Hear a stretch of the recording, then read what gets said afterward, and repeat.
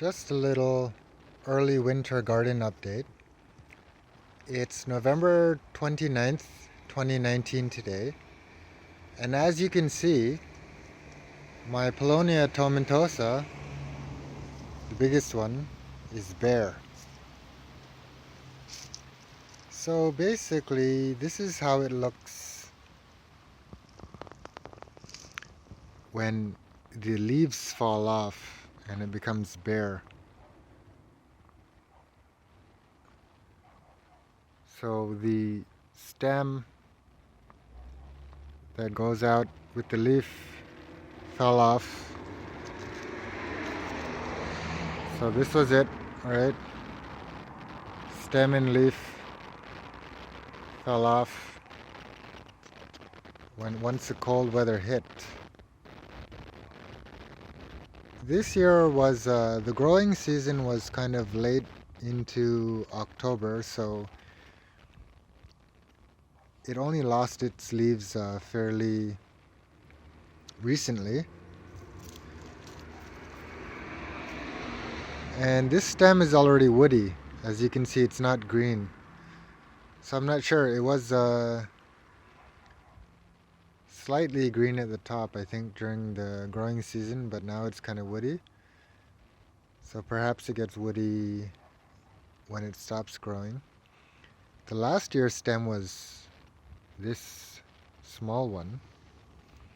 So you can see the huge difference in the second year here in southern Ontario, and so you can see the first year's growth, and then the second year's growth was this big stem, this one and this one. This one got the most light. It grew the fastest, it got the most light, so it kept growing bigger. But they're all kind of attached at the bottom here. So that's interesting about it. Of course, we know that the Paulownia tomentosa, if it's capiste right to the ground, a new stem will come up next growing season. But I'm just going to leave this like this. And yeah, just let's see what happens come spring.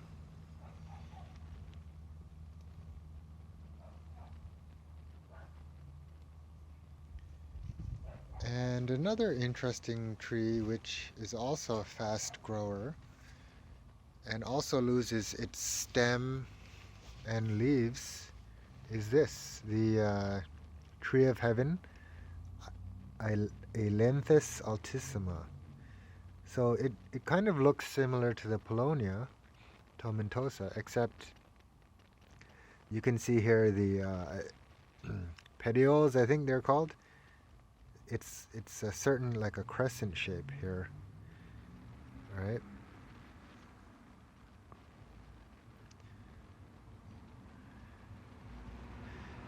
So the crescent shape, camera's out of focus a little, but let's see, give it a moment.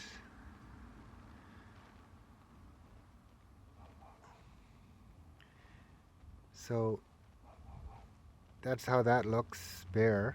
It grows fast as well, but it's definitely not as pretty when it blooms as the Paulownia tomentosa. There are two more trees of heaven here. This one and this one. This one's in an okay spot for now. This one I'll have to move it in the spring. Here's another Paulownia that I moved halfway during the growing season, and its growth got stunted. This was last year's growth, and then all those new branches, and then it got stunted.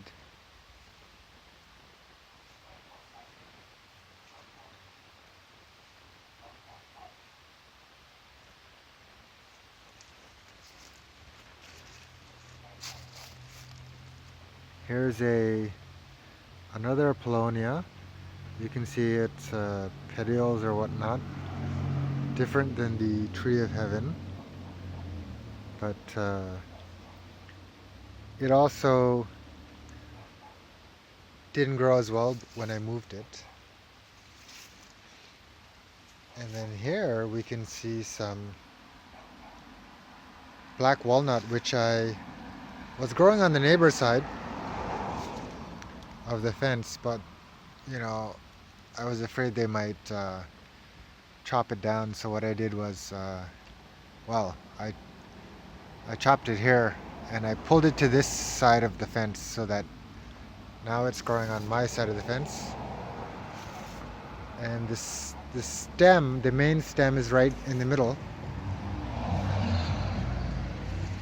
So those hopefully get pretty large. Leafless for now. And over here, pawpaws, which have all lost their leaves. The stem is still there. But there are 5 of them, which you can't see because of the mulch. It's my little tree farm of black walnut. And against the wall over there, apple trees. And the front row closer to us is ginkgo. So you can see the little ginkgo stem, just one growing season. And they've lost their leaves as well. These apple trees planted from seed, 2 growing seasons so far. Leaves still hanging on.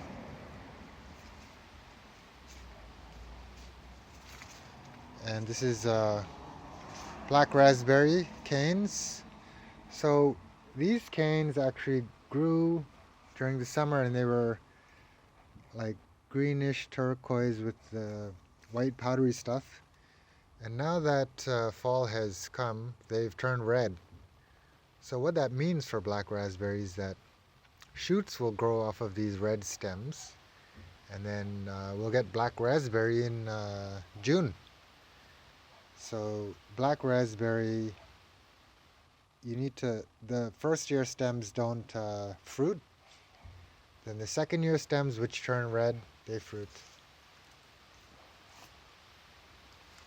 Same thing with this black raspberry over here. And here we have a leafless catalpa.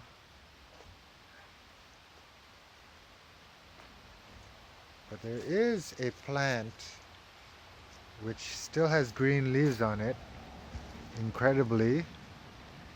I think this is an apple tree or a pear, right? But it has green leaves and the leaves are soft, not at all crispy, which is really strange. It has been fairly warm this November, however. Like yesterday was 13 degrees, a high of 13 degrees Celsius. That's weird. Anyways, that's weird. And over here, pawpaw, Asimina triloba farm. And here's another little pear or apple tree which the leaves are red, but I think they were red. I'm not sure. No, maybe it was green, but they're red now. But they're still soft and supple. And there's some green, well, grass normally is green. A lot of grass can be green throughout the winter. There's my 3-year-old little pine tree. Almost died several times because I think the stem got frozen and broken. It's okay now. And squirrels have been digging there. And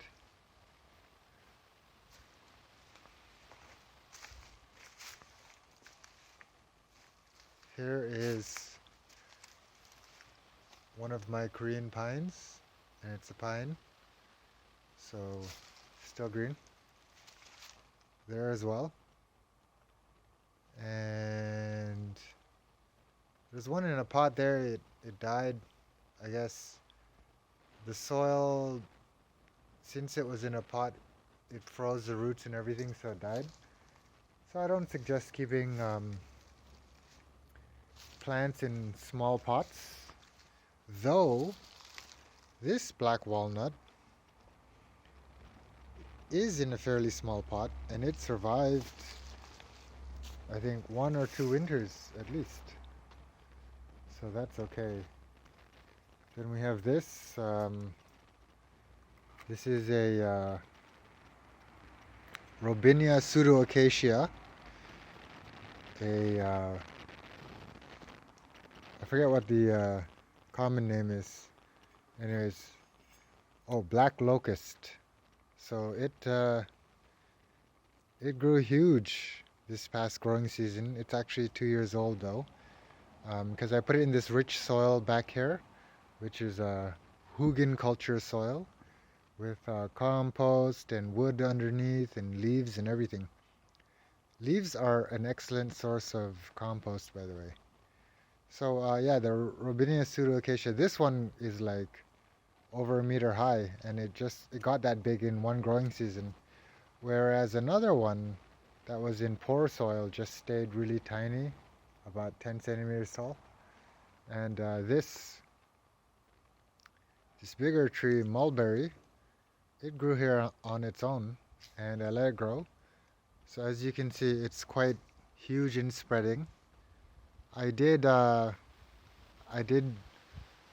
trim off the large branches that were going really high because I want to get a spreading mulberry so that it'll be easy to pick the mulberry come June.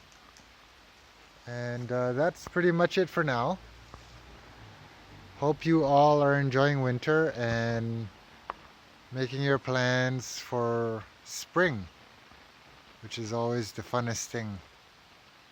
Planning your spring garden in winter.